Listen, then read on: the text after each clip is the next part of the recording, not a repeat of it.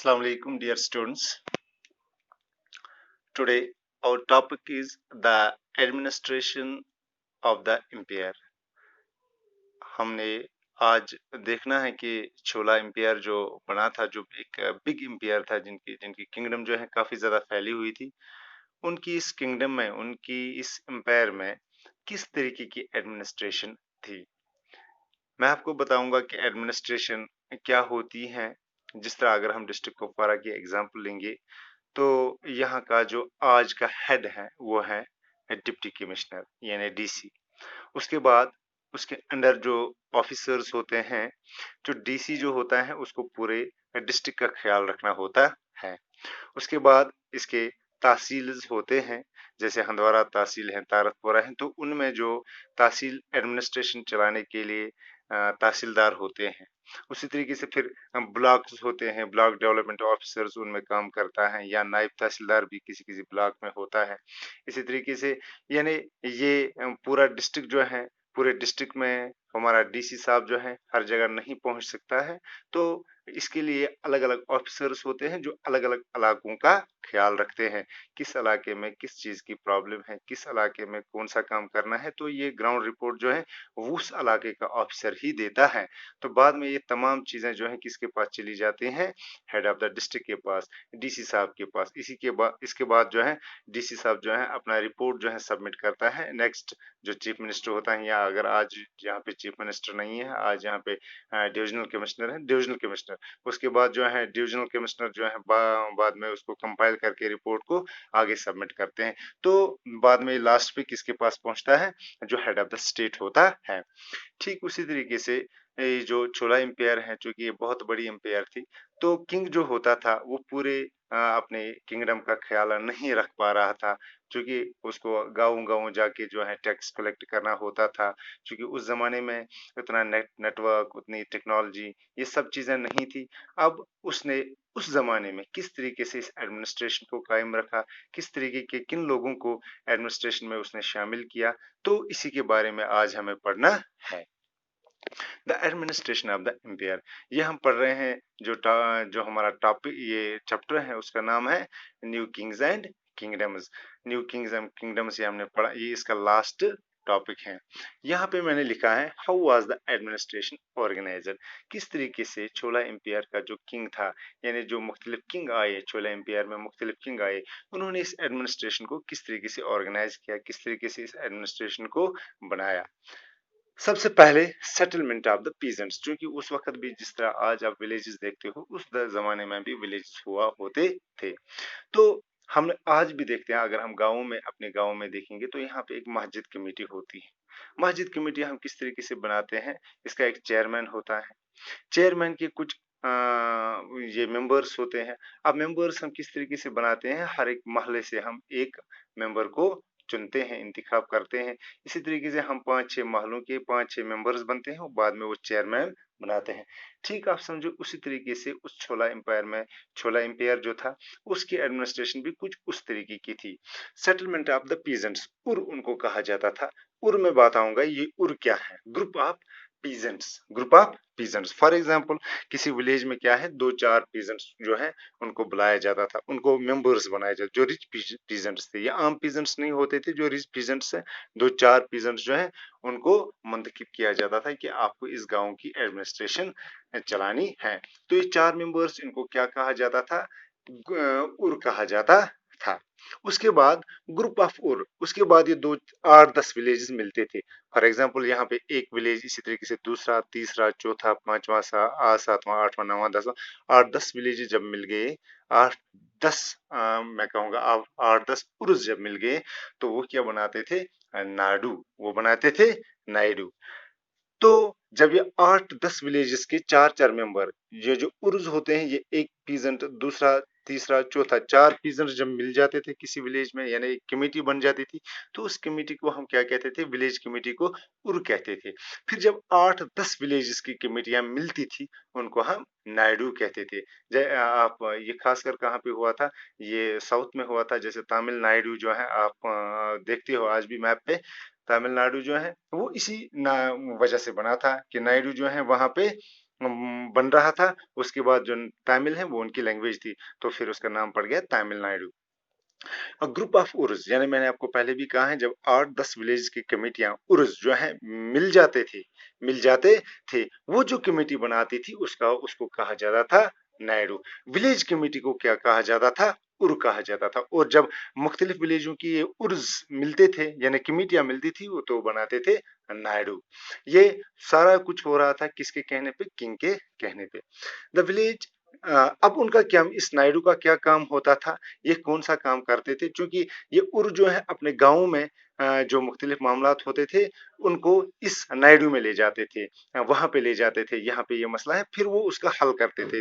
ये नायडू का क्या काम होता था? The village council and the Naidu performs the several administrative functions. यही नायडू जो है, जो उर्स की बनी हुई होती थी, ये क्या करते थे? They perform several administrative functions, मुख्तलिफ एडमिनिस्ट्रेटिव फंक्शंस ये करते थे।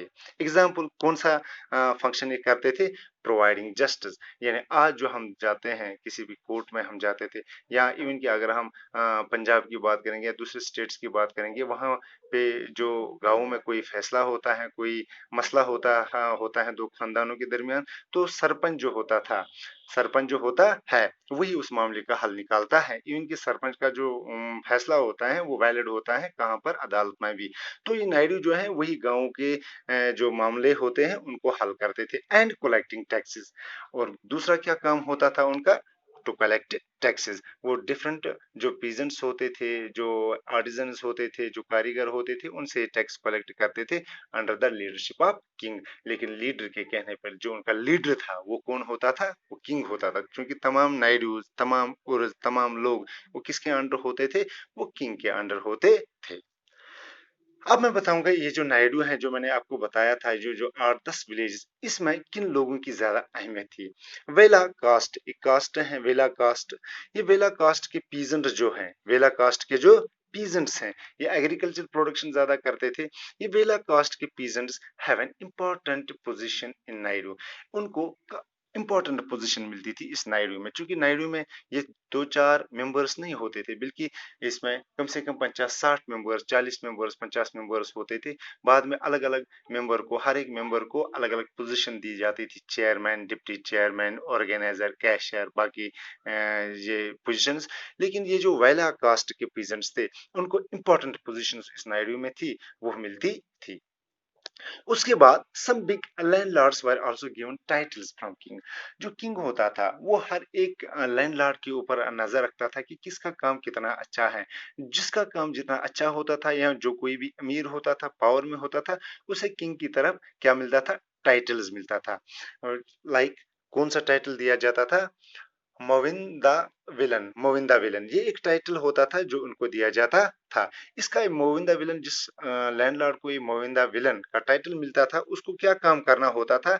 तो उसको कलेक्ट ग्रांट्स फॉर टेम्पल्स। ये पहले टैक्स कलेक्ट करता था, जमीन कलेक्ट करता था लोगों से, जो कोई दान देना चाहता था लोगों से करता। उसके बाद इसकी ये अथॉरिटी होती थी, एडमिनिस्ट्रेटिव पावर होता था कि इस पैसे को किस में दान दे सकता था? टेम्पल में दान दे सकता था, या कोई इसको जमीन देता था टेम्पल के लिए, तो वो इसी मोविंदा विलन के मोविंदा विलन के हाथ से ही वो किसी टेम्पल को दे सकता था। कोई भी ऐसे ही ग्रांट्स जो है डायरेक्टली टेम्पल को नहीं दे सकता था। उसके बाद ब्राह्मण्स का एक और अहम रोल है। ब्राह्मण्स क्या थे?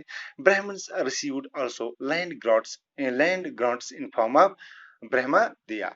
तो ब्राह्मण जो होते थे वो क्या कलेक्ट करते थे? लैंड ग्रांट्स, यानी जमीन उनको दी जाती थी, एज दान उनको दी जाती थी, जिसको हम कश्मीरी में वो कहते हैं ना, न्याज दी, वही दी जाती थी उनको। उसको कहा जाता था ब्रह्मा दिया। उस मतलब को कहते थे, जब कोई पीजेंट किसी ब्राह्मण को क्या देता था? लैंड देता था, उसको हम कहते थे ब्रह्मा, उसको कहा जाता था ब्रह्मा दिया। Large number of Brahmans in this land grant, large number of Brahmans, हाँ, बहुत सारे ब्राह्मण्स को ये लैंड ग्रांट मिलता था। तो अब इन ब्राह्मण्स को ये चूंकि मिलता था वहां पे, फॉर एग्जाम्पल 100 ब्राह्मण्स या 200 ब्राह्मण्स किसी एक जगह पे रहते होंगे। फिर ये जो ब्राह्मण्स को मिलती थी ये जमीन, चूंकि उन ब्राह्मण्स में भी कोई गरीब था, कोई अमीर था, कोई ज्यादा लैंडलॉर्ड था। फिर उन्होंने एक सभा बनाई, इन ब्राह्मण्स ने भी एक अलग से एक सभा बनाई। इस सभा का क्या काम होता था, पहले मैं बताऊंगा आपको। सभा जो है किन लोगों की, किन ब्राह्मण्स की बनी हुई होती थी। परमानेंट ब्राह्मण लैंडलॉर्ड्स, जो रिच लैंडलॉर्ड्स होते थे, जिनको अपनी जमीन होती थी, जिनको अपनी जमीन होती थी, तो वो इस सभा के मेंबर्स बनते थे।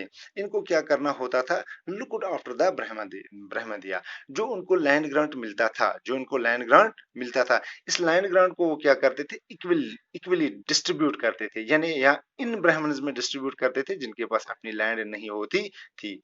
उसके बाद ये तमाम लोग जो है, यहाँ पे मैंने एक्चुअली ये लिखना था कि ये तमाम ब्राह्मण जो ये लैंड लेते थे एज लैंड ग्रांट, तो फिर ये ब्राह्मण जो है उस जगह इस लैंड ग्रांट के ऊपर जो है, इस लैंड के ऊपर रहने लगते थे, सेटल हो जाते थे, वहां पे रहने लगते थे। तो ये ब्राह्मण्स का उनका भी एक सभा, और ये सभा जो है इसकी रिकॉर्ड यानी इंस्क्रिप्शन, हम जो पत्थर पे लिखते हैं, खोद कर लिखते हैं, तो उसको हम इंस्क्रिप्शन कहते हैं। इस इंस्क्रिप्शन के जरिए ये लिखा जाता था, रिकॉर्ड किया जाता था, तो किस ब्राह्मण को क्या मिला है, कहाँ पे मिला है। तो फिर ये तमाम चीजें जो है किसको भेजी जाती थी, किंग को भेजी जाती थी। Another important group was Nagarams. Nagarams किस ग्रुप को कहा जाता था, नागाराम्स एसोसिएशन ऑफ ट्रेडर्स। जो ट्रेडर्स की, जिस तरह आज ये ट्रेड यूनियन हम देखते हैं, ट्रेड यूनियन होती हैं, ये जो बिजनेसमैन होते हैं उनकी अलग एक यूनियन होती है, बिल्कुल उस जमाने में भी जो ट्रेडर्स एसोसिएशन होती है या ट्रेड यूनियन होती थी, उसको हम क्या कहते थे, नागाराम्स, उसको कहा जाता था नागाराम्स। चूंकि ये ऐसे, चूंकि ये साउथ इंडिया में जो ये वर्ड्स पाए जाते हैं, इनको वो जो नॉर्थ इंडिया में रहते हैं, तो उनको पढ़ने में थोड़ी सी दुश्वारी होती है। Nagarams, traders of association of traders या ट्रेड यूनियन ऑफ। अब इनका क्या काम होता है, इनको कौन सा काम दिया जाता था गवर्नमेंट की तरफ से या किंग की तरफ से, occasionally perform administrative functions in towns. क्योंकि हमने देखा है कि गांव का जो काम कर रहा था, वो कर रहा था उर, या कर रहा था नायडू। पहले उर कर रहा था हर एक विलेज लेवल पे, उसके बाद विलेज में जो कोई मसला होता था वो उसको ले जाते थे नायडू। नायडू जो है 8-10 विलेज की कमेटी होती थी। अब हमने विलेजेस की देखी है, विलेज की जो एडमिनिस्ट्रेटिव फंक्शंस होते हैं वो ये नायडू जो है करता था। तो अब जो टाउन्स की होती है, टाउन्स की जो एडमिनिस्ट्रेटिव फंक्शन है, कौन करता था, ऑक्यूजली कौन परफॉर्म करता था, ये नागाराम्स करते थे। तो इस तरीके से ये जो चोला एम्पायर था, उनका जो एडमिनिस्ट्रेटिव सेटअप था, उनका जो एडमिनिस्ट्रेटिव बॉडी थी, वो बिल्कुल गाँव में हमने देखा है, वहां पे उर्स थे, उसके बाद नायडूज हुआ करते थे, 8-10 विलेज जब मिलते थे। इसी तरह के टाउन्स में ब्राह्मण्स का भी अलग एक रोल था। जो ब्राह्मण्स होते थे, जो टेम्पल से खास तौर एसोसिएटेड थे, उनका भी अलग रोल था। वो भी अपना जो है रिकॉर्ड रखते थे, हमने कहाँ से जमीन ली है, किस लिए है, क्या करते हैं, किसको दी है, ये भी एक रिकॉर्ड रखते थे। उसके बाद जो टाउन्स की एडमिनिस्ट्रेशन जो है, एडमिनिस्ट्रेटिव फंक्शन जो परफॉर्म करते थे, वो थे नागाराम यानी एसोसिएशन ऑफ ट्रेडर्स। तो ये हमारा जो है था आज इस न्यू किंग्स एंड किंगडम्स का। ये हमारी लेसन जो है कंप्लीट हुई है, ये इसका लास्ट था। आज हमने यहाँ पे पढ़ा है the administration of the empire. इंशाल्लाह नेक्स्ट वीडियो में हम एक नया चैप्टर पढ़ेंगे। तब तक के लिए खुदा हाफिज।